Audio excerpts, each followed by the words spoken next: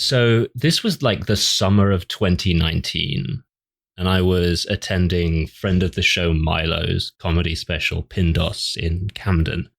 So it was just like very much the month I had moved to London, and I was like, yeah, little country boy in a big city. I had like 5,000 followers on Twitter at this point, and I was fresh off being recognized twice. I was in a nightclub in Birmingham and once at the protest when Boris prorogued Parliament.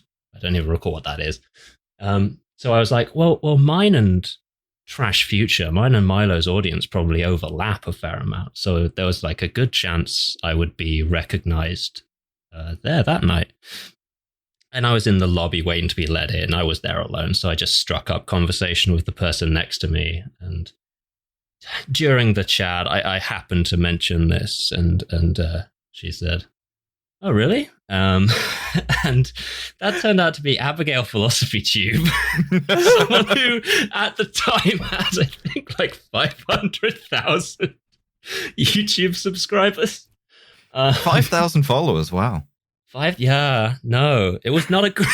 The funny thing was, Dev, that it couldn't have been better timing. That as soon as you finished telling me that you had 5,000 followers, I said, "Oh, really? That's really cool." Wow. Someone immediately came up and recognized me and said, "Holy shit, you're Philosophy Tube." I was like, "Yeah, I am."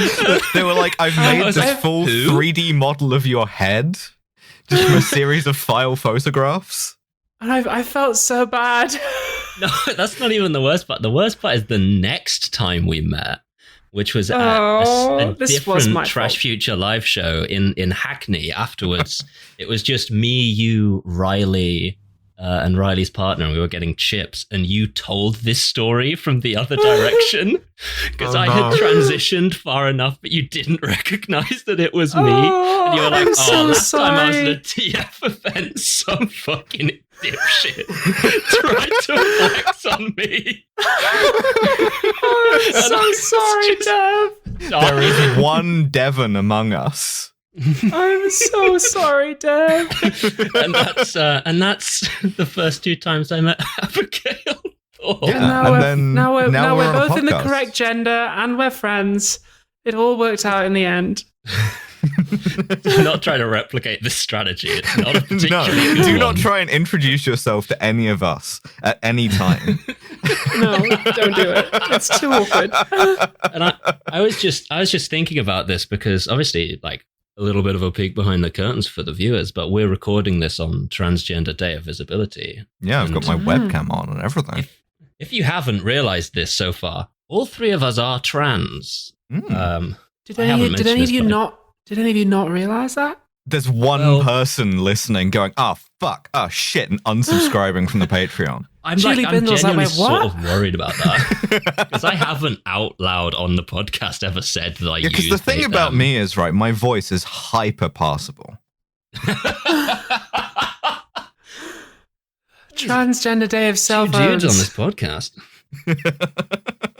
Transgender Day of So Visibility. many How you people doing? will listen to my voice and think, yes, this is a cisgender woman.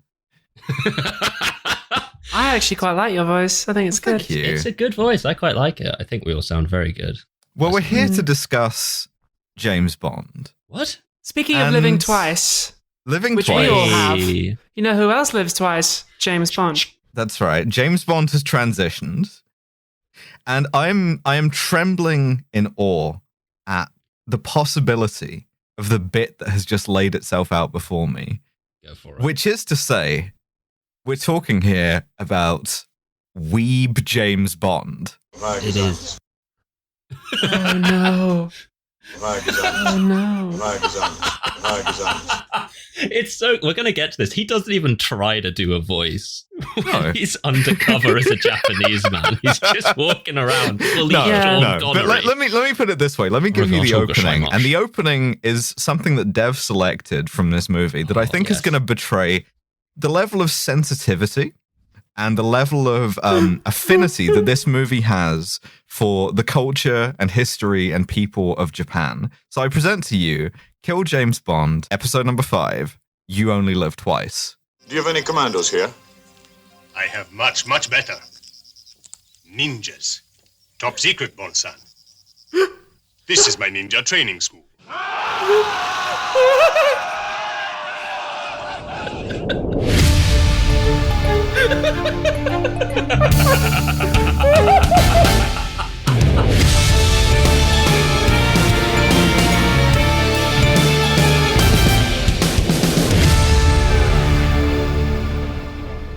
This is my ninja training school.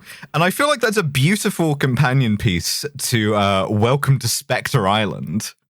Of just instantly, this is my ninja training school, and a wall of ninjas advancing. You know, even if you haven't seen it, you know You Only Live Twice, because it's the one where James Bond becomes Japanese, right?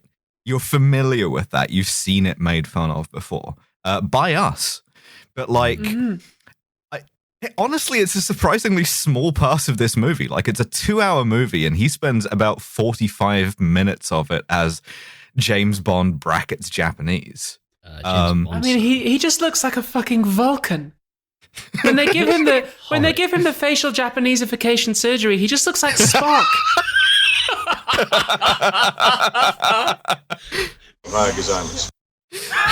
I'm gonna be peppering that one through. It's such a good one. Shall we get into this? We begin, as all good things do, in space.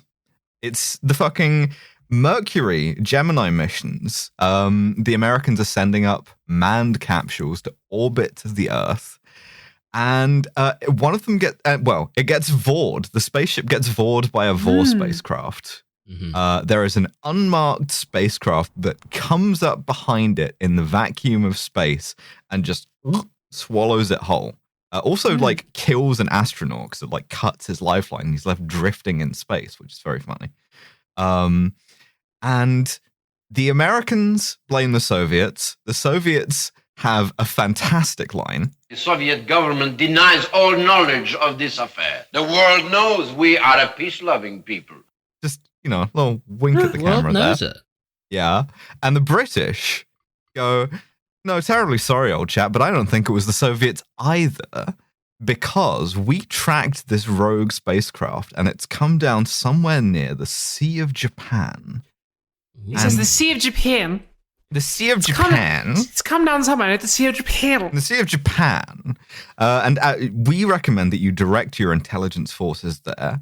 And we are doing likewise. Our top man in Hong Kong is on the case. Smash cut to noted tuxedo dipshit James Bond, who is he's having sex with a woman in Hong Kong, and straight away his first line, the thing that they hit you with to establish like his character in this movie, first thing out of his mouth. Why do Chinese girls taste different from all other girls? What? It's so bad. What? Like, it's so fucking bad. When I was talking to my friends about this, they genuinely didn't believe me that was the first line Bond says in this fucking film. First thing he says. Why do Chinese girls taste different from all other girls? The last time we saw Bond kissing a Chinese girl, she was a woman in yellow face, so presumably it's because he's never kissed a real Chinese girl in his life. Bond's sensibility is very woke now. He's willing to kiss non-white women. And he will insult them. Yeah, he compares it to the difference between Peking duck and Russian caviar, and it just sent me into a sort of a full body cringe. Luckily, this woman has the correct response to this, which is to murder him.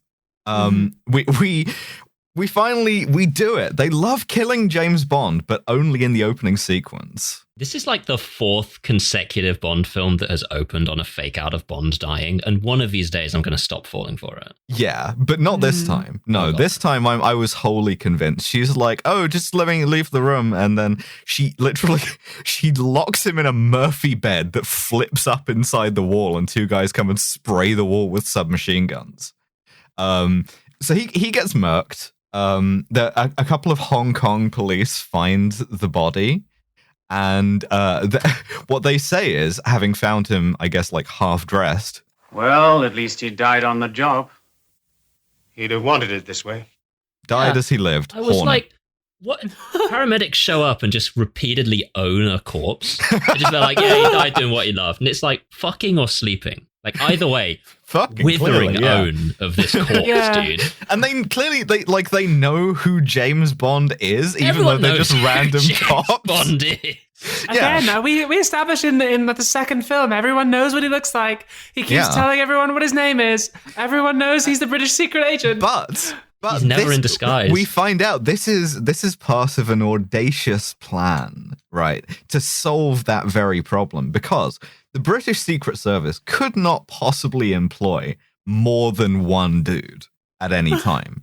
No. The way that they solve the problem of everybody knows who James Bond is and what he looks like, and they have a 3D printed mask of his face, is not to, like, retire him. It's not even to, like... Yeah, I would have just retired him. It's not even to make him look different with plastic surgery, a thing that we've already established is possible within the universe of these movies. They fake his death. He is given a naval funeral off of a ship in Hong Kong harbor. Yeah, even out of the bay. He's buried at sea, like 500 meters from port. Like, undredged garbage. He's gonna wash up in like 10 minutes. Normally they do that at sea, I'm pretty sure. Yeah, and they give him the full Royal Navy funeral, and they commit his body to the deeps until the sea shall give up her dead. They set this up a little because they have a guy watching this ship, and right next to him, he looks a bit like John Waters. He's got a newspaper, and it says British naval commander murdered, and it has a picture of Bond. And it's like James Bond. Very obvious spy murdered. Completely a photograph of James Bond. Hold this in your mind for later. Known rapist found dead. No one bothered. Yeah. One sexual offense too many. Poor dear. Died in Murphy bed related slaying. Died with gambling debts of several thousands. Happens to the best of us. Yeah, he is dumped off the boat like Osama bin Laden, and this guy looks quite satisfied, and he's like, well, I guess they really have killed him then.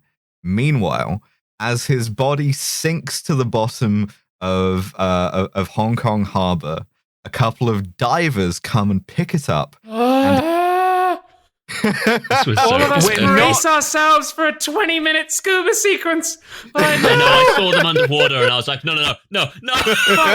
Unfortunately, it's very short, actually. Thank they've God. kind of realized this time that underwater photography isn't as much of a novelty as it was in Thunderball. So they just move his dead-ass corpse into a submarine. Whereupon they open it up and he's there in full Navy dress uniform with an aqualung. And in one of the sort of moments that I quite like about Bond, the first words out of his mouth of permission to come aboard, sir, which is very, like it was stylish, right? It's very naval. And yeah, so unfortunately the naval thing, they really commit to that. So he goes aft and he finds Moneypenny in uniform. He goes aft. He goes aft. He goes aft. Aft. You should go aft, sir. He goes into the fucking submarine is what he goes in. No, he goes aft. He goes in a fucking submarine, right? Permission to come aboard, sir.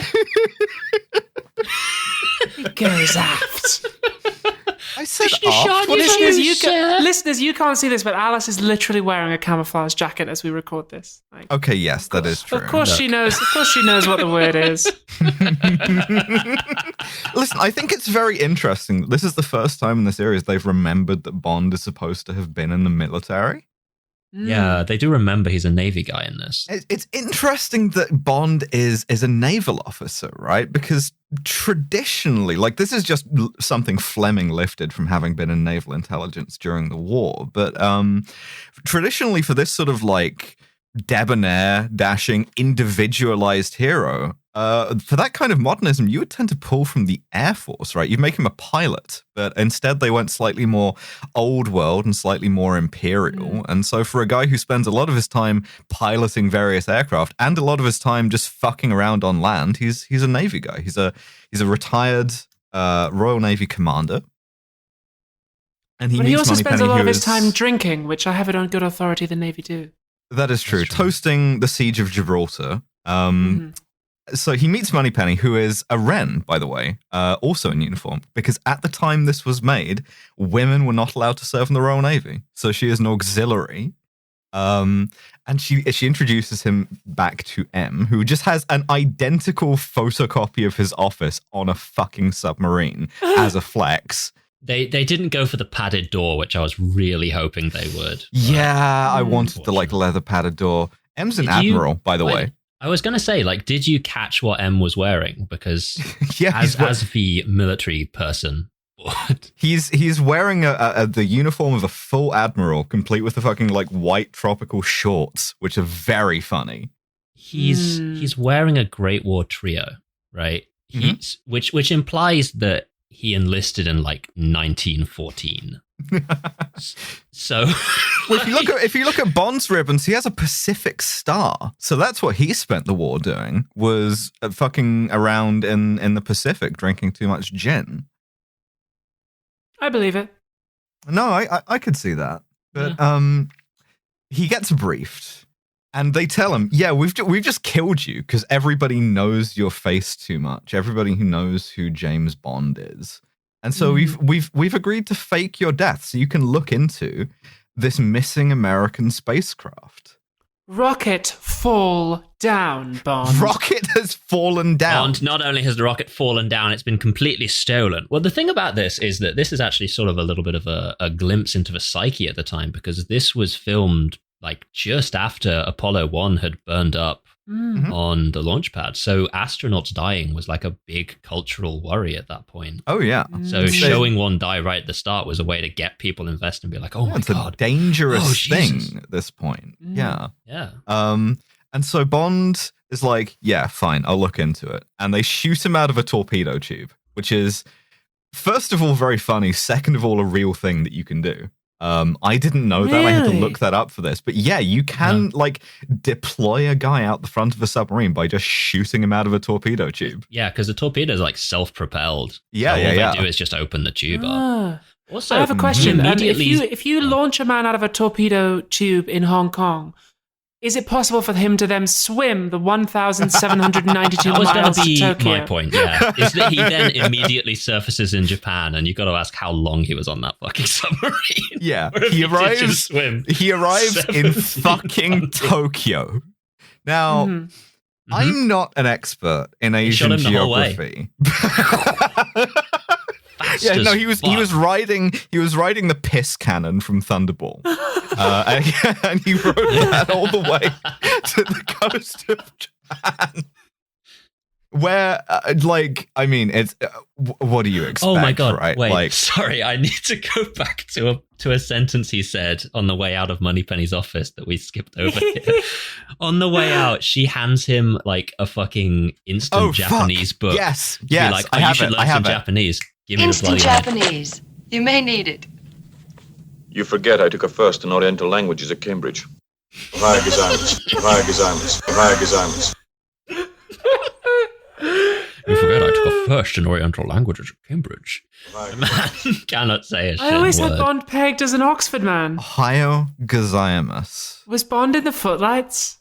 He says 5 words in Japanese, and every single one of them is He bad. says that, and he says "gonbanwa." And that's the extent of his first in Oriental languages at Cambridge. I would have thought that he would be at Oxford. I mean, I didn't have him pegged as a Cambridge guy. It's funny to imagine him doing a smoker with the footlights, dressing up in a dress and then getting thunderous applause at a smoker. Friend of the show and previous guest Milo Edwards telling a story about a guy he met at Cambridge, but it turns out that it was James Bond. Phil Wang introducing a new comedian, James Bond. James Bond. So James Bond arrives in Tokyo, and the way that we know it's Tokyo is there's a lot of neon signs saying "Welcome to Tokyo" and a geisha getting into a rickshaw. That's the level we're pitched at here. Oh yeah, and baby. Within fully a minute, right, of the scene in which we are told we have spared no expense. We have gone to a great deal of trouble to fake your death so no one knows that you're still alive. Bond walks around looking like James Bond, and a woman in a kimono like just fully says, "Yo, that's James Bond," into her purse, into a radio in her purse. He's like not even in disguise at all. He's wearing a full suit. He's like head and shoulders taller than everyone else in Japan. Just walking around the place.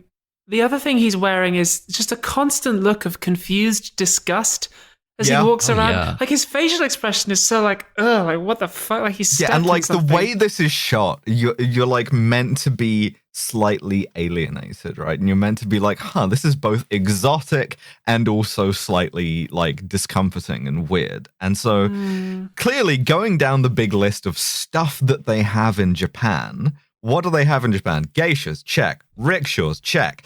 Neon lights, check. All over the fucking shop. Big fucking dudes. Sumo. They got huge dudes, baby. They got huge dudes. Oh, So- yes. But Bond gets to take in a sumo match where he maintains this exact same expression of kind of like pleasant disgust while these big dudes wrestle each other until he meets his contact, Aki, who is a beautiful woman. Surprising. Mm-hmm. Damn, that's crazy. And she's going to take him to sort of our man in Tokyo, whose name is Captain Henderson. Oh, Captain Henderson, my God. Henderson. I love Captain Henderson, the gayest man in the East. Oh, my man is a homosexual. Yes, yeah. But like, Mr. Henderson is played by a veteran of the British stage, Charles Gray, whose obituary literally ended with the phrase, Charles Gray was never married. Like he is extremely gay, and bachelor. He plays Henderson as very gay, and it's He brilliant. does. Yeah, it works great. And Bond, first of all, immediately pulls a gun on him, and then noticing that Henderson walks with a cane, decides to pull some more ableism by taking that cane off him and smacking it into what he correctly guesses is his false leg. I took that as his way of like double checking that it is really Henderson, but also that's pretty fakeable, I would say. Yeah. Henderson's pretty cool with that, though. He's like, well, I'm glad you guessed right. Yeah. But the reason that Henderson is here, right, aside from providing us with some intrigue, is to show us that a white dude can kind of go native in Japan, right? So we see his room, which has it has tatami, it has shoji screens. It also has like a 4-poster bed in it, and what he says is, Oh, you must excuse this rather odd mixture of styles, but I refuse to go entirely Japanese. and he tells Bond, I refuse to become a Swedish man who is Italian. It's ridiculous. What he tells Bond is, I have been here 25 years, only just starting to know my way about, because you see, the East is inscrutable. Yeah, I guess we should, like, right up at the top here, be like, if you watch this movie now in 2021, you see a whole bunch of like Japanese shit going on, right? You see a sumo match. There's like a Japanese traditional wedding later on. And what it reads as now is just like, oh yes, Japan. But back in the day, I mean, this was 1967. This was barely 22 years after they dropped fucking nukes on this country. Yeah. You were supposed to read this as like, holy shit, look at how weird and backwards and Orientalist this country is. It was supposed to be scary. Every time they ham up being Japanese, to us it just reads as like, yes, I'm familiar with the country of Japan. But to them, it's Bond like, may as well be on fucking Kronos as far as people were coming like, out of the theaters being like, yo, did they make up that country or is that real? yeah. You telling me there's part like a of- whole fucking Japan? What? And part of like what they do in order to make Japan scary is shoji walls, baby. Shoji screens, because Henderson stands with his back to one and he tells Bond, yes, I agree totally with the British supposition that this is like the rocket fall down because of something in Japan, and I don't think it's the Soviets. I think there's a third force and someone just fucking knifes him through the wall.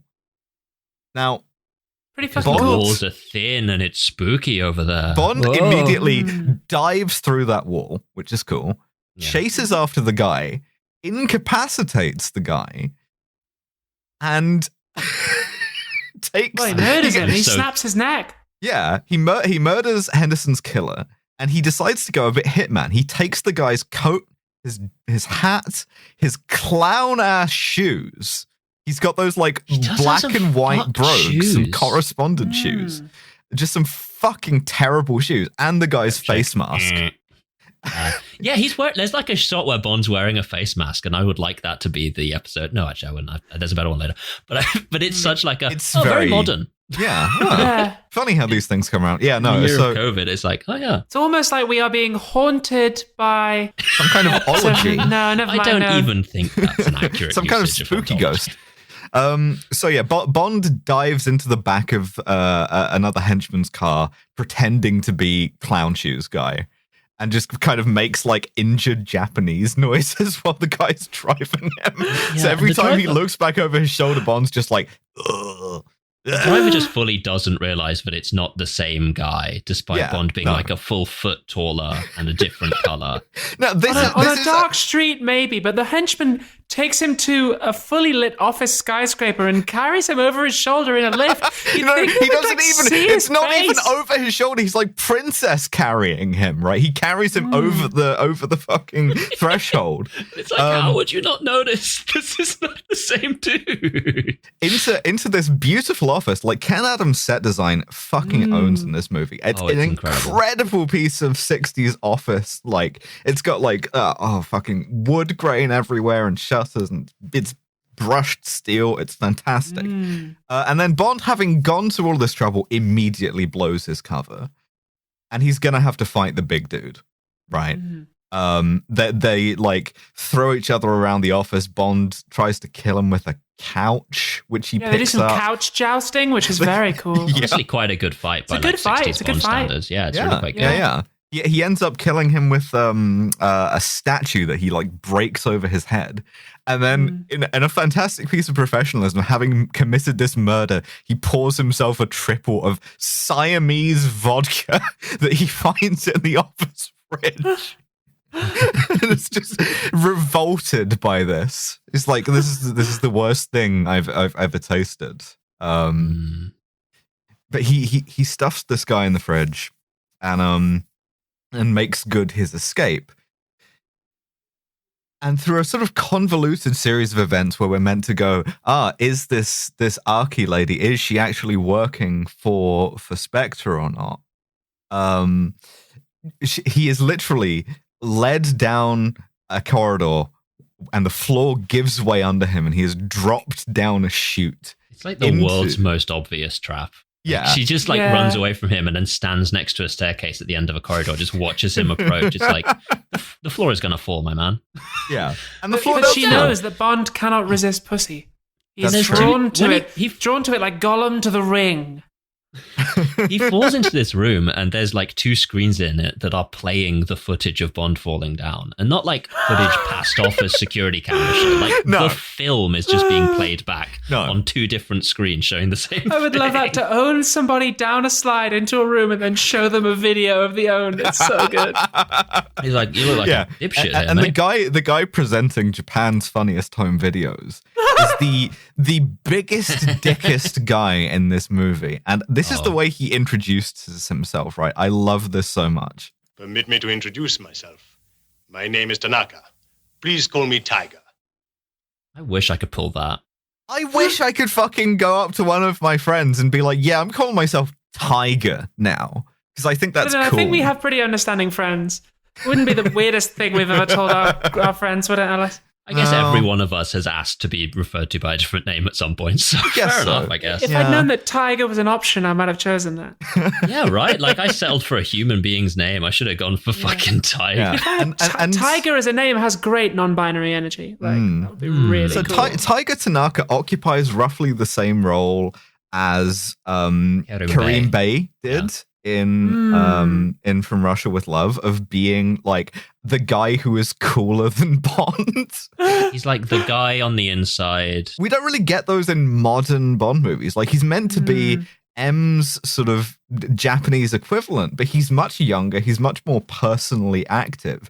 And what he does in this movie over the next sort of 20 minutes or so is inculcate Bond into sort of the mysteries of what would now be a sort of alt-right account called Based Japan. Oh, yeah. God, yeah. There are two modes that Japan can take in this movie. One is they're weird aliens, and the other is they're based. And so Tanaka takes him home, and he has him train. He has a pimp train. He has a train. It's so cool. He has a personal train. He has a train. He just fully. It's so good. He has Bond bathed by his selection of sexy women. And there's this line where he says, "My house is yours for the evening, and all of my possessions." Smash cut to 4 women in their underwear. Now, there's a point this is the where thing, Bond... right? We're not in an age of microaggressions here. We're in an age of macroaggressions. And so the way that we have to do misogyny in this movie is not like something so subtle as like Bond just having contempt for a woman. Instead, no, what you get is dialogue like this. In Japan, men always come first. Women come second. I might just retire to here. To be fair, women coming second is quite progressive for James Bond, because usually when we're around him, we don't come at all. Hey, there you go. Hey. Now, I mean, don't be under any illusions as to how this scene plays out, right? Because it's so funny that they spend the whole thing being like, oh my God, Japan is so exotic and scary. What could happen? And they're like, don't worry, we hate women too. And Bond's like, oh, thank God. Oh, all right, no worries. Wait a second, you guys objectify women as well? There's also a point where Bond like pulls like a fucking your asshole friend in university move, where Tanaka is on the train and he offers him he's like, do you want just like some vodka or something, or would you like some sake? And Bond delivers the line, I like sake, especially when it's served at the correct temperature, 98.4 degrees Fahrenheit. 0.4 How would you tell the difference? Shut up, dude. Dickhead. And Tanaka replies, for a European, you are exceptionally cultivated, which is our way of trying to let Bond off the hook. Yeah. Fucking Last Samurai Tanaka James does Bond over here. malapropisms for the whole movie, and it's quite good. Incidentally, one of the things that Tanaka says when Bond is selecting a woman to massage him. That's true. I'll just settle for this little old lady here. Good choice. She's very sexyful. Sure, whatever. Also, I had to go back and check he actually said that. I was like... He says very sexyful. I didn't accidentally put in Austin Powers by mistake. No, because they're trying to make this guy seem a little exotic by having him be wrong at English. And it's like, okay, man. Also, they flag up when Bond is getting the massage. Tanaka's like, they're so obsessed with you because of how hairy your chest is. In Japan, we simply don't have that kind of a thing. Which comes up later. Yeah. And Bond replies, Japanese proverbs say, bird not make nest in old tree. Yeah, that kind of a shit. And it's like, bro, just say the full Confucius he say if you're going to do this kind of shit, absolutely. my man. Fucking hell, yeah. It's so bad. Now, I mean, after this, we decide. I mean, Aki finishes his massage, so like they have sex. But like Bond, Why?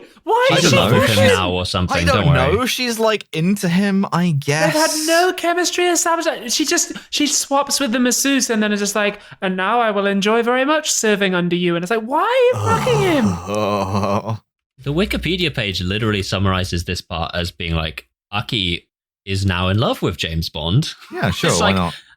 Why? What interactions have they fucking had? Yeah, having developed feelings for each other, brackets, the pair kiss. Yeah, having been chased down a hallway by her, she's what like, feeling? man, I want to fucking like massage the shit out of this guy. But Bond has to do some espionage because he remembers that his job is to spy, and so he walks back into the same office that he broke into and like had a fist fight and then a gunfight in the night before, in the same fucking suit, having assumed the name of Mr. Fisher, working for Empire Chemicals, to meet Mr. Osato, the head of this evil chemical corporation. I'm going to argue with you just a little bit, which is that it's not fair to say that Bond isn't in any kind of disguise at all. in the previous scene when he was here, he was wearing a black suit and a white shirt. Now in this one, he's wearing a black shirt and a very, very pale blue shirt. It would be impossible to tell that he's still the same guy. Yeah. So Asato flies his helicopter in. We also meet his personal secretary, Hilda Brandt. Spectre number 11. Spectre number 11, looking like an absolute smoke show. We're saying that now because it's White Boy Summer, I guess. No, we're supposed to not say this that. Is not even, this is shit. I betrayed this is White Boy not Summer. The hottest that we see her either. No. No. I'm going to get very angry about her plan later on, but so am I. Sure. It's not great. So Asato just like talks with Bond, and Bond is like, yes, I would like to buy 1 chemicals, please. And the way that Asato deduces that this guy who looks exactly like James Bond, and who looks exactly like the same guy who broke into this same fucking office the night before, is a spy, is that he has an X-ray machine built into his desk that allows him to see the pistol that Bond is carrying while he's sitting fully 6 feet away from him. And I'm thinking, right, if you want to kill Bond, which you clearly do, just fucking leave that on for a half hour and wait, right? He's gonna fucking keel over. You're giving him this much fucking Röntgen's worth of radiation exposure. But no, instead what he does is he looks at this X-ray and he says, man, smoking's really terrible for you, which is hysterical if you imagine that, like, that's how bad Bond's lungs are, that a guy who isn't even a radiologist can look at an X-ray of them taken from across a room. And shriveled beans. Yo, that's not so good, actually. Mr. Asado is like, are you a particularly risk-taking man? And Bond's like, no. And Asato's like, I hope you permit me to say this, but you're taking a risk right now. And Bond's like, what do you mean? And he's like, that's smoking. It'll kill you. It's very bad for your chest. And then Hilda just goes like, Mr. Asato believes in a healthy chest. Yeah, fully sticking both boobs in his face. I choose to believe in fiction that the secretary just ad-libbed this line to support her guy's completely dipshit sentence. It's like, just fuck, I gotta cover for this guy, covering. Yeah. So Asato is smart enough to kill Bond, but not like while he has him in the office or anything. He's just like, no, as soon as... In fact, this is the first example of what is going to become a recurring theme in the James Bond movies, of Bond leaves a place and the guy's just like, kill him. Bond leaves. Kill him yourself. The guy's like, kill him, right? And so Bond jumps into Aki's car, which is, incidentally, not a convertible. This is converted for Sean Connery because he was too tall to fit into any Japanese car of the period. There is sort of an ongoing bit that they don't play as a joke. It's played very straight, but he just has to duck every time he goes through a door. As soon as he becomes Japanese, he just starts stooping. He just develops a really bad case of scoliosis. Not great. No. This is a classic henchman car situation as well. Mm-hmm. But we get some more base Japan, right? Because the henchmen are chasing him in the henchman car, which is, like fucking black Toyota with the yellow headlights, leaning out of the window, like trying to shoot him with a pistol. And Aki gets on the radio to Tiger Tanaka, and Tiger Tanaka is like, because this is a country that's a sort of benevolent dictatorship for spies, I'll take care of this by getting a helicopter to fly over the henchman's car, pick it up with an electromagnet, drop it in Tokyo Bay, and then go, hey, how's that for Japanese efficiency?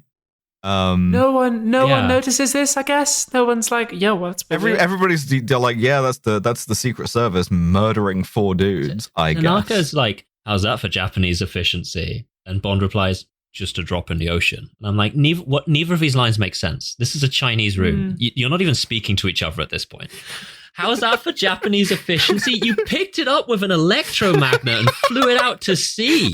Yeah, man, that wasn't actually very efficient at all. With anything. And then just a drop in the ocean is not a reply to the previous sentence, Ethan. It's just like he's saying things. They're just talking at each other. We're just fucking around. We're 45 minutes into this movie at this point. He's right. They're doing the OSS Sandy set thing where they just say random proverbs at each other and then decide to move on. Like, you should let a baby cry, otherwise bedtime becomes too ritualized. They're just speaking, and it's like, are you good? Bond and Aki sneak onto the docks in Kobe, where there is a freighter carrying liquid oxygen to an island off the coast of Japan, and they deduce, this is for some rocketry shit. Unfortunately, Bond gets ambushed by like 50 dock workers. There's quite a long fight scene, which has some like nice aerial shots of like all of these dudes chasing Bond over a roof. Extremely good shot on the rooftop, where it's just slowly flying outwards, and he's just fighting more and more guys. Just like throwing bamboo poles at guys and stuff. It's actually quite good. Yeah, like I'm going to put a marker down here, actually, which is to say that I don't know if it was just the frame of mind, right? But I enjoyed watching this film. And this is, I suspect, the film that I'm going to enjoy the most until we get to the Living Daylights. I'm willing to really write off all of the Roger Moore era. Yeah. So I enjoyed watching the first half, but soon it is going to go off the rails and we are going to enter a completely different film, which was apparently made on Mars. Well, first Bond has to get captured because like it's not a Bond movie if he doesn't. Escapes all of his dock workers. He jumps off the roof twice, just assumes he's fine and begins to slowly walk away, and then immediately gets knocked the fuck out by a guy who is hiding around the corner. Like, cool, man. Yeah. I hope that guy got promoted. There's also some of the dock workers just wearing like crop tops as well, because they're all wearing like slightly ruined clothing to imply that they're poor, I guess. But there's one of them who's just like fully cut his shirt the entire way across the belly, and it looks great on him. Yeah. Good king. Helga gets to do some femdom on Bond, right? Here's a scene. You two can talk about this. Can I set the scene? Please. Go for it, please. So James Bond wakes up tied to a chair. First of all, love it. Second of all, he's in the room with like two dock workers who are just dressed as dock workers, and Helga, who has changed costume. Helga is wearing a black sequin dress with a sheer capelet that has only one sleeve. And like, this is my kind of outfit. I love a sequin. I love a sheer sleeve. I love asymmetry. I love a capelet. She is looking fucking gorgeous. The femme top energy that she brings. Why the fuck she is wearing this, I do not know. But it's very important that she's wearing this dress because it's about to come up again in a second. Anyway, yeah, and the she reason tries why to is interrogate like, him. This is my torture outfit, right? And so I'm going to torture this guy, James Bond, by vaguely threatening him with a plastic surgery knife. A dermatature, I think it's called. Which is a very nasty looking sort of curved scalpel. And Bond flawlessly plays this off. He's like, yeah, I'm a spy, but I'm not the kind of spy you think I am. I'm the industrial espionage kind of spy. And if you go in with me on stealing this chemical process that I have discovered, I will cut you in. And she's like, yeah, all right, fine. Also, I now want to have sex with you because like I'm very horny about tying dudes to a chair. Yeah, she lets him go. They stand up. They kiss, and Bond uses the knife to cut her out of the dress. And I would be furious if a man did that to me in that dress. I would be like, what the fuck do you think you are doing? This is a fucking sequin dress with an asymmetrical sheer capelet. You absolute fuck. How dare you just vandalize that dress? It's like, I'm like, fucking hell, I'm not having sex with you now. Get back in the chair. This is the problem of having dominatrix energy, but not enough. Is that as soon as you let the guy out of the chair, he just cuts up your dress like an asshole. Yeah, he suddenly thinks he's on top again, and it's like, wait, hang on, you've misunderstood this. Waste of a dress. So, after she's done pegging Bond, we cut to them making good their escape, right, in a small plane. And she pulls a really baller move on him, right? She's flying the plane, he's in the back, and he's like, trying to hype himself up. He's like, when you're in Tokyo, you're going to need protection. You need our best man, me. That's literally what he says. He's that much of a piece of shit. And she's like, yeah, okay, I'm done listening to you. I'm going to murder you now. And the way she does this is jamming the plane into a dive, sticking a kind of extending table over his arms so he can't move, and parachuting out. And she damn nearly gets him, right? Now, to me, this reads as if this was her intention, right? So this is Spectre number 11. I don't know how you get to that point. I don't know if you start off very low down and you have to work your way up, but we can assume that she's like had plans before. Spectre 11's plan, as I can figure it out, is this. Instead of killing Bond with a gun or something when she has him tied to a chair and completely unable to escape, she pretends to be seduced by him. Yeah. Lets him go.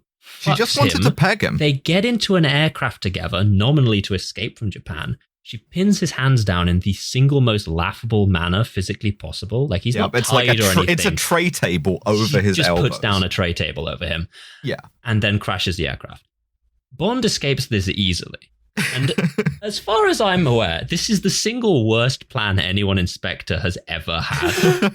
Ever since number one killed Kronstein, the quality of plans in this organization has been absolute The funniest thing is, right, like, he pulls the plane up out of the dive and, like, crash lands it. She's still parachuting. She's gonna come down somewhere, but for the meantime... After him, she's just there, like, watching us, like, oh, piss. I just wrote down, fuck. If this is an advanced plan to kill him, it's the worst I've ever seen. She's gonna get Blofelded 100%. The recurring theme throughout this video is, throughout this film, is surely there would have been an easier way to do this.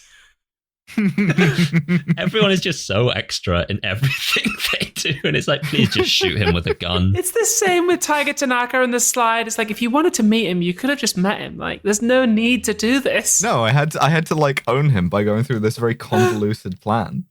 So Bond escapes this easily, and he gets Q to bring him his gadgets. And like, there's a fascinating moment where he meets Q. You remember what he says to Q? He says this. Welcome to Japan, Dad. Is my little girl hot and ready? Fucking excuse me? It's insane.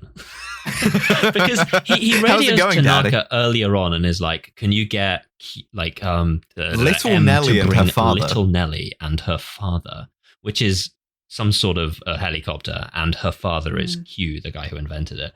So he calls him Dad in that scene as part of the ongoing joke. But it's very interesting to me. I like to think that in universe that was an accident, like when you accidentally call the teacher mum, and Q's just like, yo, what the fuck? He plays it off well though. It's happened to us all. Q's just like, what did you just call me? Nothing. Huh? What? So Bond... What's up, Dad? Can I fuck your daughter now? You've been spending too much time with Captain Henderson, James. But Bond takes his hot and ready autogyro to go and explore this island where they think the rockets are coming from. First of all, Tanaka tells him, he's like, well, that's a gay helicopter for women, Bond. Yeah, this is a toy. You should take my helicopter. It's a little shit helicopter for pussies. It's a toy for children and women. Idiot. What, did Captain Henderson lend you that helicopter?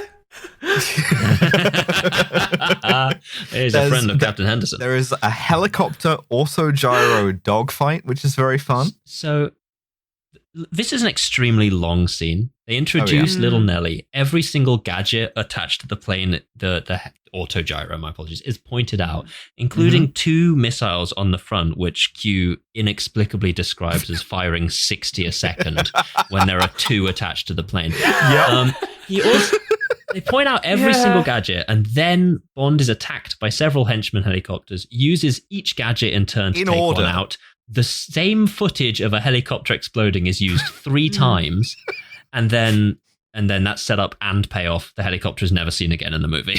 No. It's just one long scene where they're like, this is what it can do, and then it does it, and they're like, this is cool, right? The wild thing is that Bond is taking the helicopter to fly around the islands to have a look and see if Spectre are there. He doesn't see anything, and he's on his way home when he's attacked, which means that if Spectre had just let him go, he would have stopped investigating them. Yeah, he would have moved on to somewhere else. Idiots. Yeah. Just leave it. Again, surely there would have been an easier way to do this. Again, it's one of those things where it's like, if you just had done something other than this, your plan would have worked perfectly. This is what you get for getting rid of Kronstein. Anything else. And we get a scene where a bunch of Russian guys launch their rocket into space. And what they're launching is an American-made Gemini series rocket from a location that has palm trees. Yeah. So I can only assume this is footage from fucking Cape Canaveral in Florida. This rocket is also stolen. It is Vought. It is easily carjacked. It's taken inside the big thing, which glomps it and like sucks it back down into a fucking legitimate volcano base. Yes, this is the point at which the film has crossed an invisible line and is now being made by Martians, because the craft captures the Russian rocket, and then the craft lands vertically. It doesn't parachute down. It lands. It's a fully recyclable spacecraft in 1967. Spaceship, my man.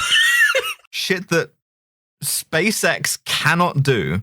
Into a volcano base with color-coordinated henchman jumpsuits. Like, I love the design of the volcano base so much. Oh, the volcano base is phenomenal.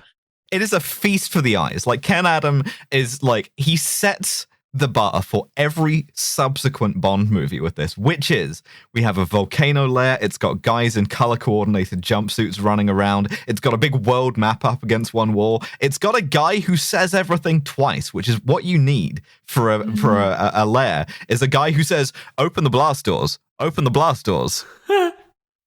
Like, they're just dead man choosing their way into having the shittest organization possible. His only job, if you watch the movie, you will notice this, his only job is to say everything twice. Close the shutters. He's a very famous actor. He's Burt Kwok. He was in the Pink Panther series. He's a very, very notable actor. Wasted.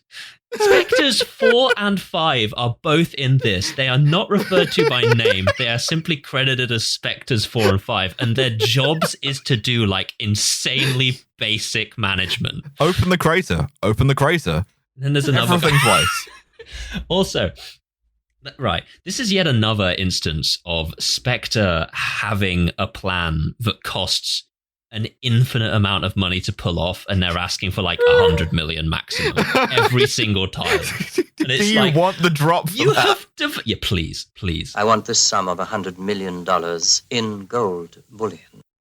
Because Blofeld is negotiating. They went back to gold. Yeah, Spectre number one, the guy who we have only ever seen in shadow this whole time, is personally taking care of this.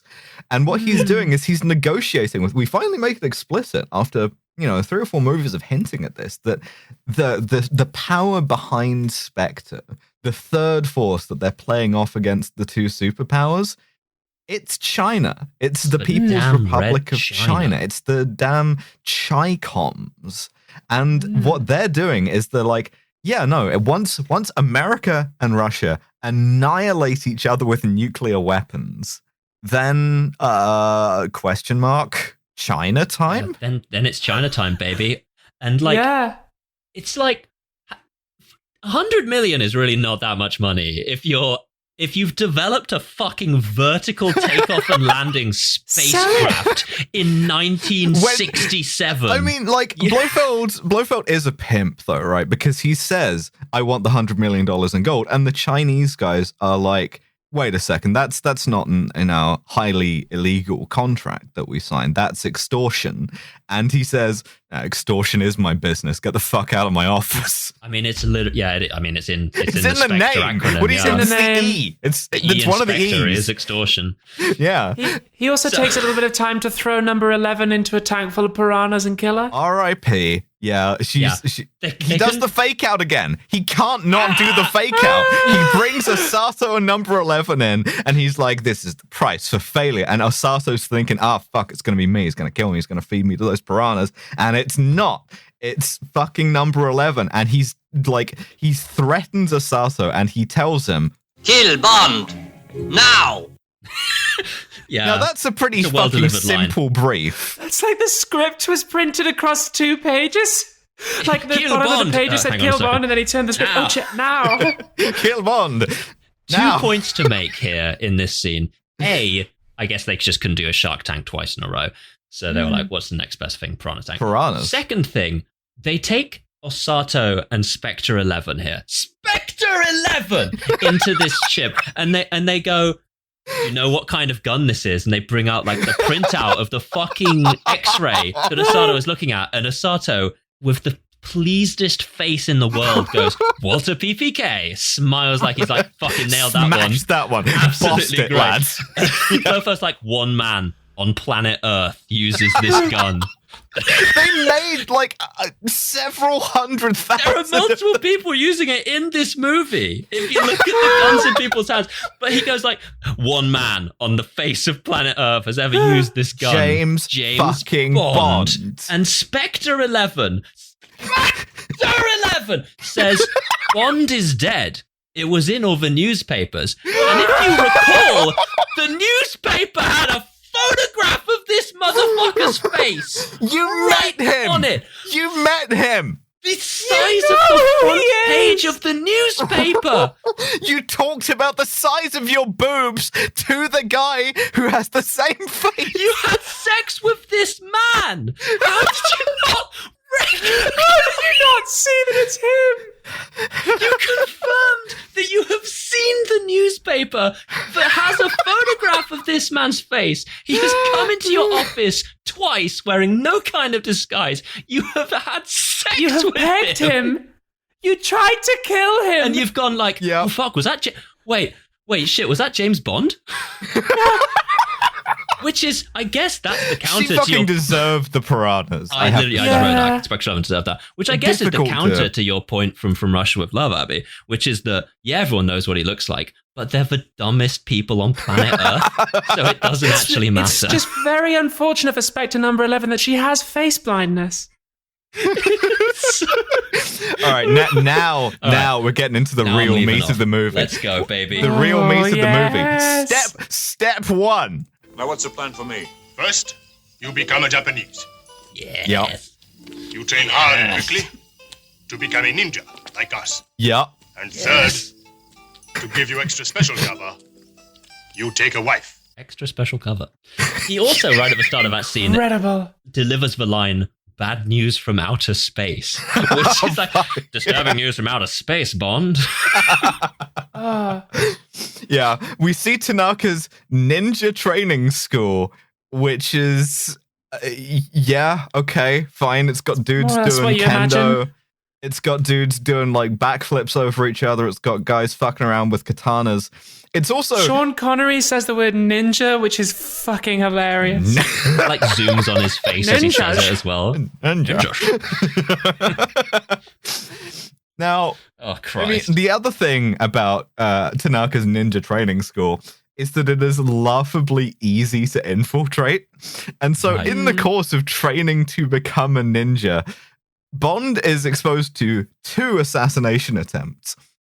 He's sparring with a guy, and the guy tries to kill him with a knife. And after Bond kills him, Tanaka's like, nobody knew this guy. Weird. Oh, well, time to do nothing. Fine. Whatever.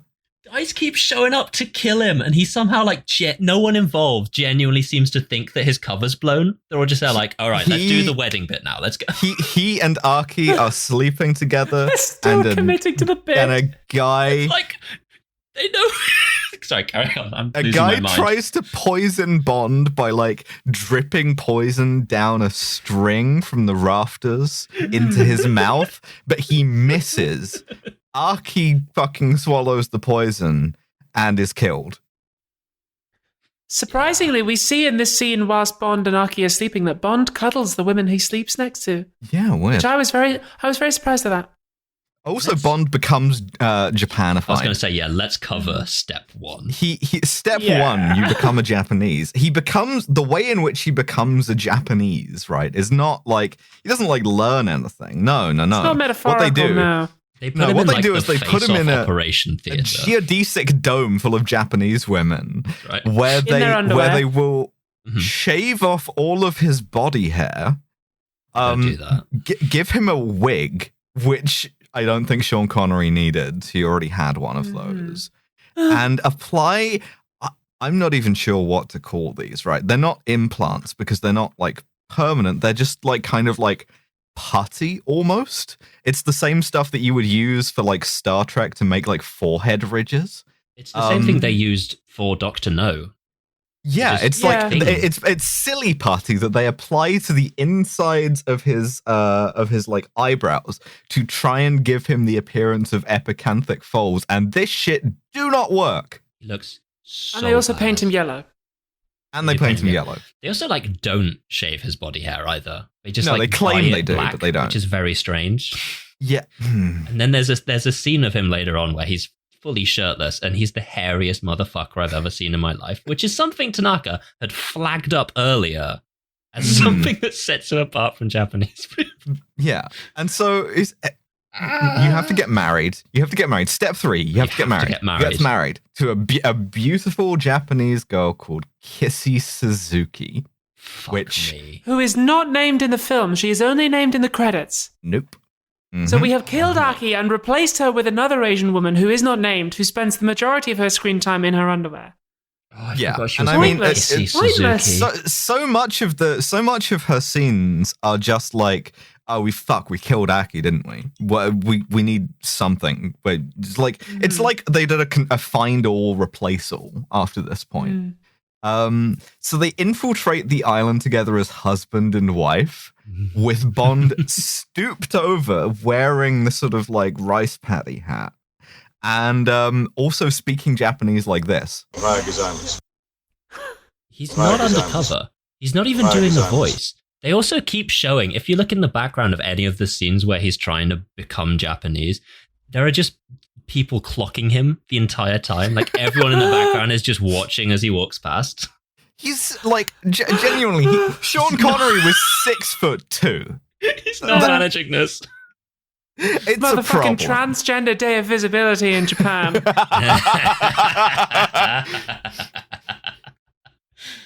And so,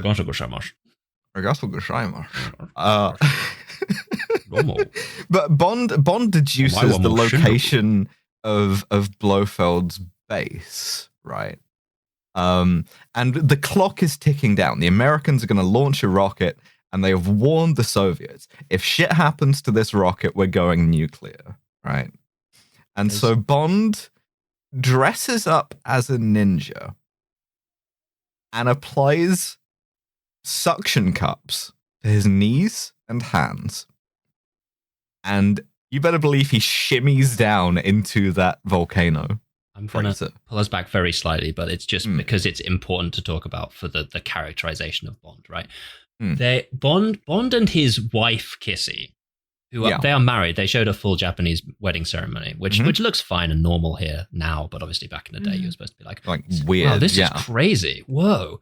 But they're in a house on the island. Bond is eating oysters with chopsticks, right? And he like is desperately trying to fuck her. She's going like, all right, that's your bed over there. I'm going to sleep on this one. He's like, well, we're husband and wife. Surely we should share a bed. And she's like, keep up appearances. No. And he's like, come on. And it cuts to a nighttime scene, and she's asleep, and he is perfectly awake and is just watching her. Nonce shit. At which point Tanaka shows up and goes, the American's going to launch the rocket, and then they do a thing. There's also a back projected scene on a boat, and it's the most egregious thing I've ever seen in my fucking life. They didn't even make an attempt to match the lighting temperature. So there's just a video of like a nice Japanese bay with some fishermen, and then Kissy Suzuki in the foreground. The sun is just coming up, so it's a very orange lighting, and she is lit in perfect white. Yeah, like, even great. Slightly blue. It's very bad.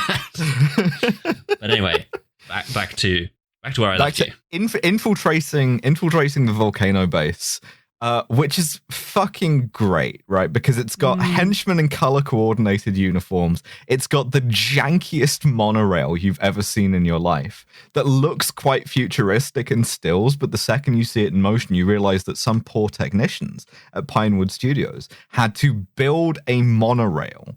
And so every time this thing moves, which it does a lot, Bond sneaks around on it, it just goes, and you can bad. see it wobbling. Yeah, 100%. Bond finds the missing astronauts, liberates the missing astronauts, and once again does some Hitman shit. He like has them, not any of the guys who are like actual astronauts, just him, a guy, decide to put on the spacesuit and infiltrate the rocket launch. I hadn't thought Tries about to be that. the first rapist in space, but what's his plan here? He has no idea.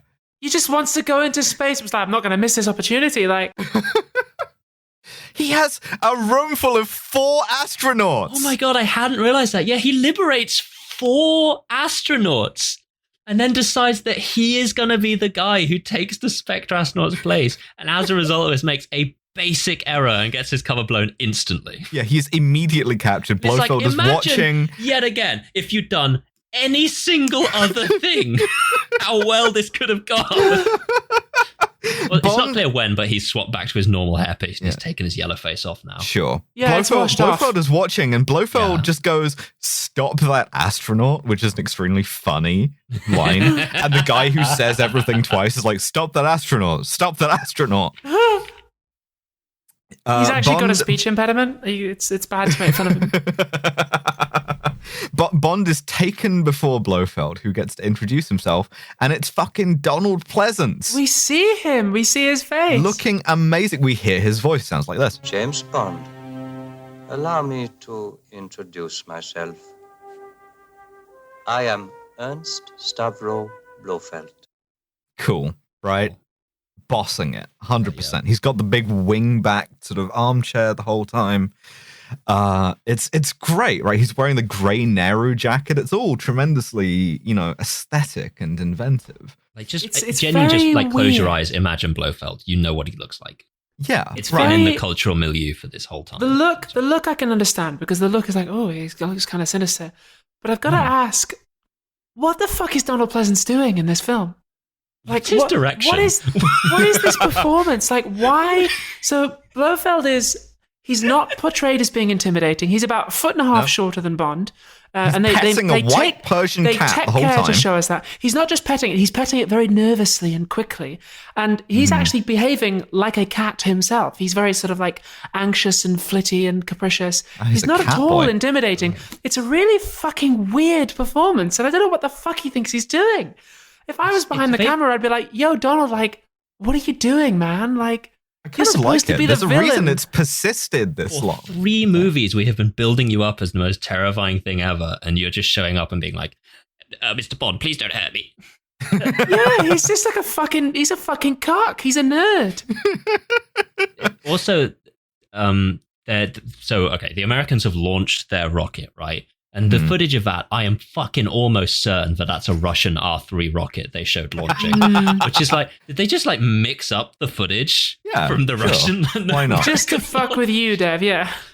Was that like, that's not, hang on. Now, I mean, Blofeld is going to set another precedent of Let's go.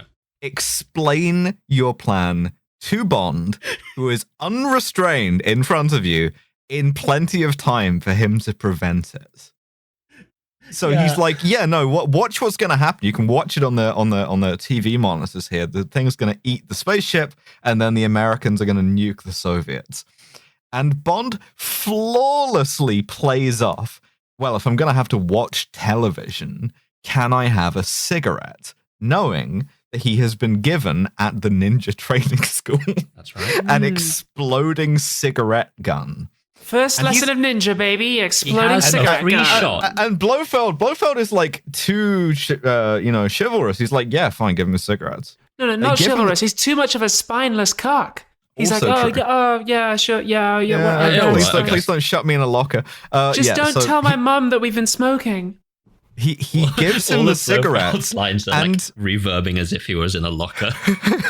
And Bond is now armed, right? He's armed with a gun that we know fires up to 30 yards, and the thing that it hits fucking explodes. He has a free shot on literally anyone. In a room with a bunch of guys with guns. Could shoot them, could take their gun. Nope. Could shoot Blofeld. At that point, it's pretty much over. Could shoot the guy at the control panel that's gonna do the thing. Instead, he finds the one guy in there, literally a red shirt, the only guy in there wearing a red jumpsuit, whose only job is to open and close the big door in the crater that the rocket comes out of, and has already left. And he shoots that guy. He shoots that guy and gets immediately overpowered. Imagine and held at gunpoint. A situation where he had done any single thing else. Shoot Blofeld. Now, the way this is described in the script is Bond helps Tanaka's army enter Blofeld's base. He doesn't do shit. No, Tanaka is leading his army of ninjas to like rappel down the crater, but they have like grenades and shit. They couldn't blow their way in anyway. So that's what you use the cigarette for. There's a bit where, because of Spectre being Spectre and not just kill anyone as soon as they're done, Blofeld's like, all right, as soon as these guys capture that rocket, just fucking blow it up. And he's got a big guy called Hans, and he literally says to Hans, Super Hans, here's the key. And then he points at the dead. And Bond's there. Bond is stood there, and he points at this, and he goes, this is the exploder button. Quote the exploder button.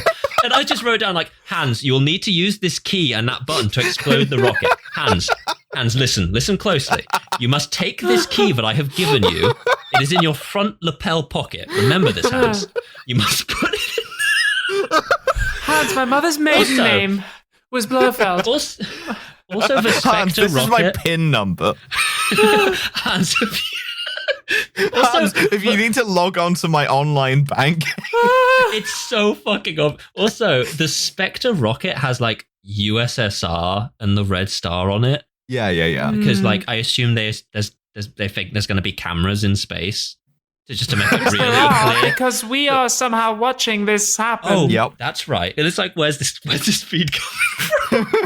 And they just don't care. They're not explaining this. Yeah. So massive gunfight between the various ninjas and the various color-coded goons. The ninjas all have gyrojet weapons, which was an interesting experiment in making rocket-propelled ammunition. The manufacturer at all either. This is real? This was real. The manufacturer paid for the product placement. And the reason why none of these were ever adopted by anyone in real life is because the initial velocity of a rocket-propelled bullet is so low that you can defeat one of these by putting your thumb over the end of the barrel. It's not great. That is 100% true. On God, that is true. The explosions are a little bit like larger than they would be, but like these weapons are real. In the same way that the fucking jetpack was real from the last one. But also bad. But why would you have rocket-powered bullets? Well, because they're ninjas, if you've already Abby. Are you invented listening? Bullets. Abby, they're ninjas. They can't just have a gun. It'd be ridiculous. They have... Okay, also, they've got like smoke grenades and why fucking... are they using guns? They've got smoke grenades. They should be using knives and shit. They've got shurikens, and then this is actually mentioned when Tanaka shows Bond all of the like guys doing like ninja Kendo shit, and stuff, right? yeah. Kendo, they've got swords, they throw in shurikens, and then he's like, "Check out these modern ninjas," and they go inside and they've got grenades and guns. So it's set up that these guys have guns, and there's one ninja who has a sword. Yeah, every single fucking other stuff. guy has a gun. Every henchman on every team has a gun, except there's one guy who has a sword, and he's going completely beast mode. He's like cleaning house entirely. It's like Genji. Like, it's going it is cool. It is very cool. I like that guy. So as the ninja attempt to break into the control room, Blofeld moves Bond. Also, incidentally, you clipped this, Dev, for the before we even recorded this. The cat is going fucking apeshit at this point. So desperately trying to escape as the explosions go the off. Shit out of Donald Pleasance's arm, and he's maintaining character this whole time. He's holding this cat with like, and the cat is just fucking going. Oh my god! When this episode goes live, I'll retweet that post so you can see Yeah, because it's horrendous. This guy is so desperately trying to escape. Also, Apparently, Blofeld it goes took like, the crew a couple of days to coax it out of the set because it was so scared by the explosions. yeah, this is again before they invented like animal cruelty laws on set. So they were just like gripping this fucking cat with an iron grasp. Blofeld goes like, lower shutters, right? And they just close like these slight metal shutters. Yeah, the guy who says everything twice says lower shutters, lower shutters. With the shutters closed, Mr. Bond, this room is impregnable. And it gets immediately impregnated. It's eminently pregnable. You can get in so easily. Yeah, Blofeld really does get owned a lot in this movie. He also says, "Oh, we will capture the American craft. Nothing can stop that now, except of course the exploder button, which I just told you about, Hans, and which you have got the that key key, for. right? Hans, you've got Hans, my loyal friend. Giving Hans a big thumbs up at this point. Yeah, you got that key? So that key I gave you? You're going to need it to explode the rocket. So Bond escapes because Blofeld cannot help himself from doing the fake out. Oh my god. Blofeld is pointing a gun at James Bond. Oh my god. He's telling Osato, who is stood next to Bond, this is the price for failure. And he takes the gun off of Bond and shoots Osato with it, and Bond escapes like a fucking moron. You could have killed Osato at any time, including directly after that. You can shoot a gun twice. You had to waste your first shot on the guy because you needed to do the fake out. What actually happens is he shoots Osato, and then Blofeld runs, again, still with Bond at gunpoint, and sits in the monorail thing, and then he points the gun at Bond and says, "And now goodbye, Mr. Bond," and is about to shoot him. And then he gets hit with a ninja star and drops the gun and rides the monorail away. So he shoots Osato, leaves the scene with Bond to go somewhere else to kill Bond, and then decides to kill him. And it's like, kill them both at the same time, man. Just really had a pressing need to ride a monorail today. Literally, if you're ever, and this is straight to you, audience, if you're ever near anyone in Spectre and they are clearly about to kill you, just don't even worry. They're just going to shoot someone else nearby. There is no danger that you're in. Also, when the shuriken hits Blofeld's gun, it goes off in his hand, and then it drops to the ground and goes off again when it hits the ground. And I was like, hang on. What is the trigger pull on that? It's a revolver as well. To be clear, it's a revolver. You would have to have cocked it again. A double action trigger pull of fucking nothing. Hammer back. Now, but Bond fights Super Hans. This is his second fight in this movie, which is just the other guy's just big guy. He successfully retrieves the exploder key from the exploder pocket and Blofeld's pin number and all of this. He throws Hans into the piranhas. Now, this is funny to me. Bond says, "Bon appetit," right? As Hans is thrashing around.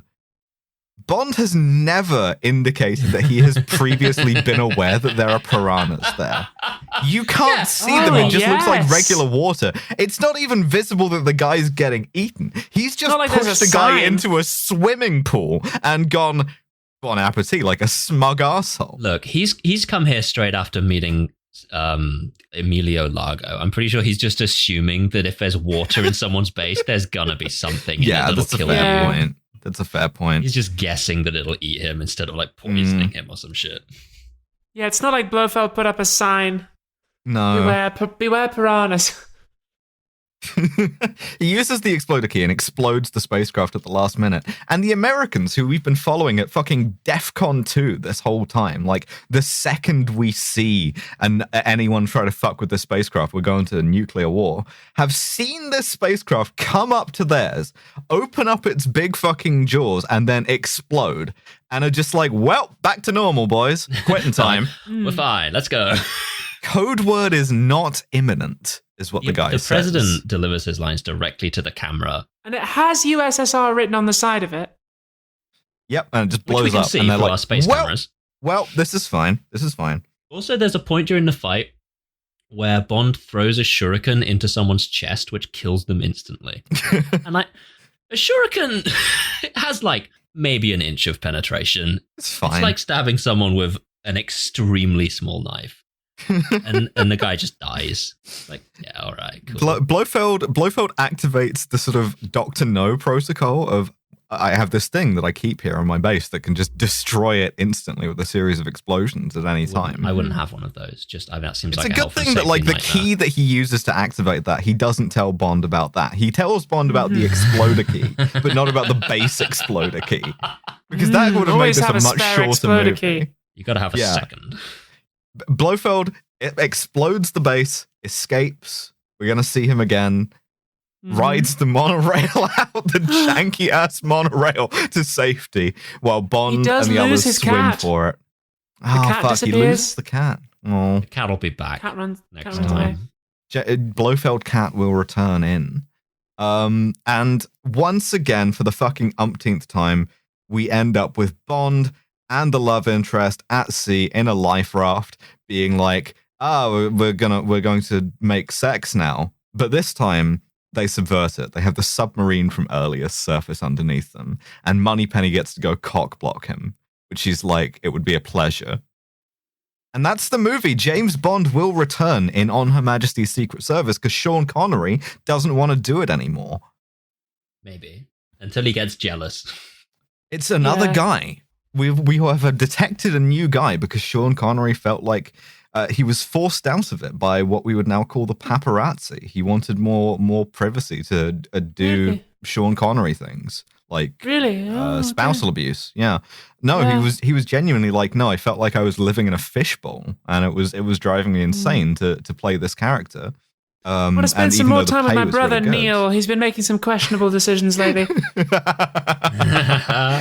Yeah, going back to plastering. Well, I mean, I said this on the OK Connery episode, but the directors of that movie did offer Neil to replace Sean when he signaled he was going to quit at the end of this movie, and Eon decided not to pursue that route, which is a shame.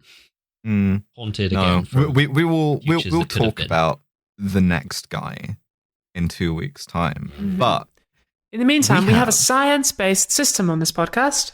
An evidence-based, biologically factual system to determine. No pussy clock in this. I called it the pussy clock. Shit, I said I wasn't going to call it the fucking pussy clock. The formerly known as pussy clock. It's supposed to be like a bad thing if this is low, but also pussy clock. Well, he does. I mean, we could have timed Aki, but I don't think it would have beaten. Sure, but we could have also timed. He's introduced having sex with a woman. Like you fully. 0.0.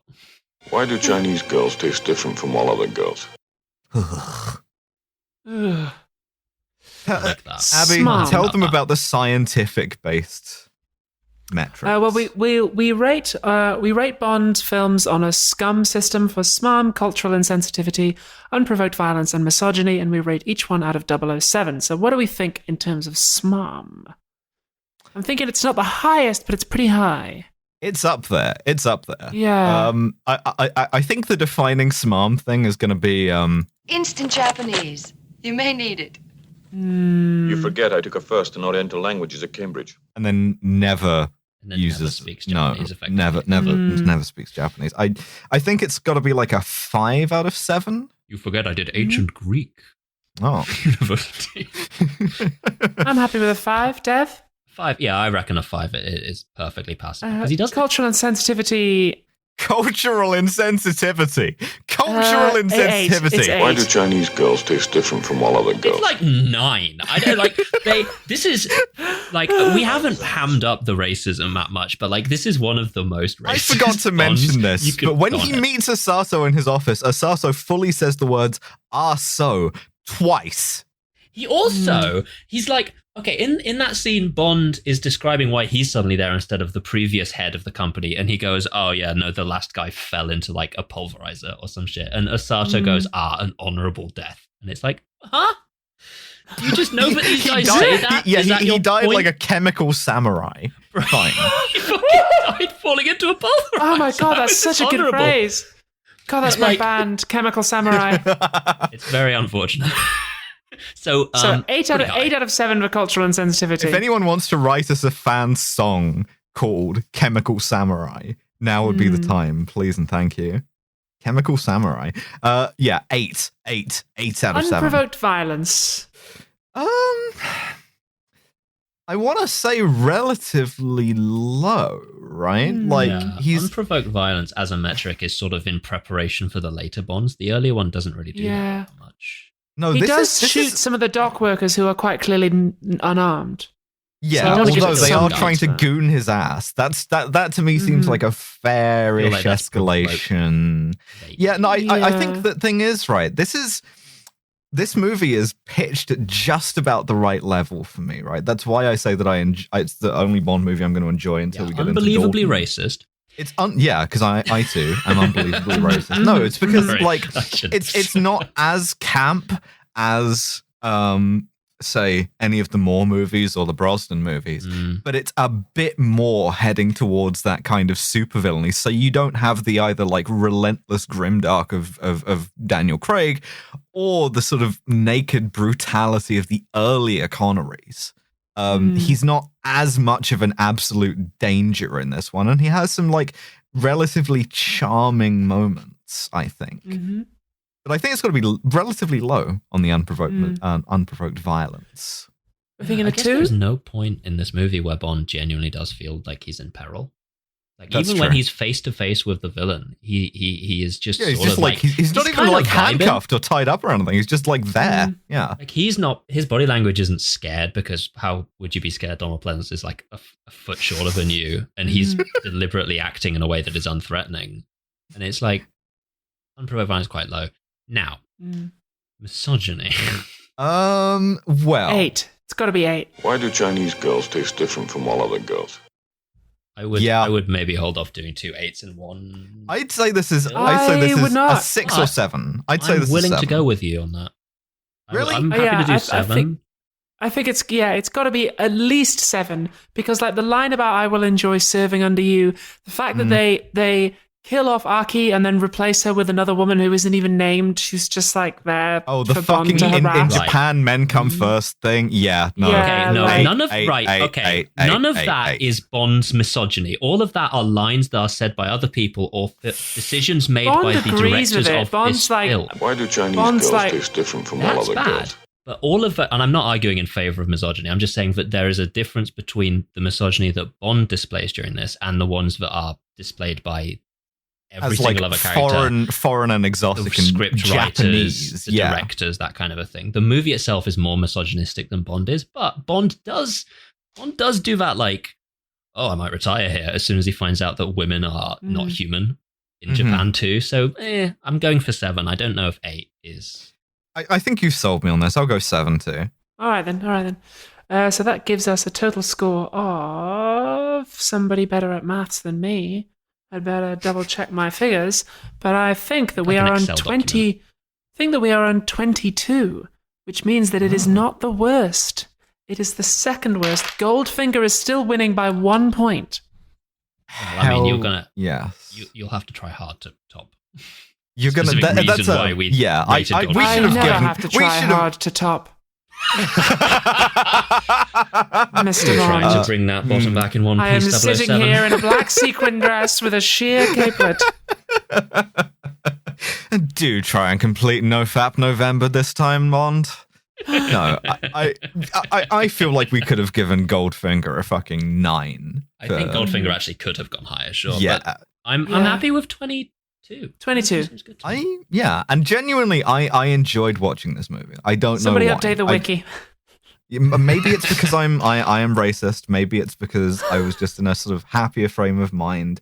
Maybe it's because it doesn't have a 20-minute scuba diving sequence. But for a 2-hour movie, this one it's pacey. It carries itself relatively well, I think. Final consideration that we must take into account: Kronstein Rosette. Who do you believe is worthy of the award for side character that has really shown themselves to be essential to the movie? Now, I don't want to say Irma Brandt because her plan is so stupid. If you say Spectre 11, I do want her to top my top completely. I'm going to lose my mind. I want her to peg me. I'm afraid that's all there is to it. That's my sole consideration. Does it have to be a villain, or is it just a side character? No, side character. Yeah, side character. Well, in that case, Tiger Tanaka. If it's just a side character, it's got to be Tanaka. 100%. There you go. My friends call me Tiger. It's based. It's based as hell. Well, thank you very much for joining us. What should we be doing next time? They say in Japan. Next time, we will be doing a fucking Q&A is what we will be doing for patrons only. So if you are subscribed to us on Patreon, which you should be, I believe we can... eyes only. That's right. I believe by the time this comes out, we will have already recorded that. So don't ask us any questions if you're hearing this, but be ready for it to come out. Yeah. Should have been quicker, I guess. Or be ready to ask us questions for the next Q&A that we do, because we're going to do them every, every so often. Fifth, I reckon. Something like that. I don't want to commit to that. It's a nice idea. Yeah. Sure. Well, our next bonus episode will be something. And our next main episode will be on Her Majesty's Secret Service, where we will be finally rid of the curse of Sean Connery, never to be seen again in the Bond franchise. I assume forever. I haven't looked. I will be saying the word never again. In conclusion, I have only this to say. Kill Bond! Now!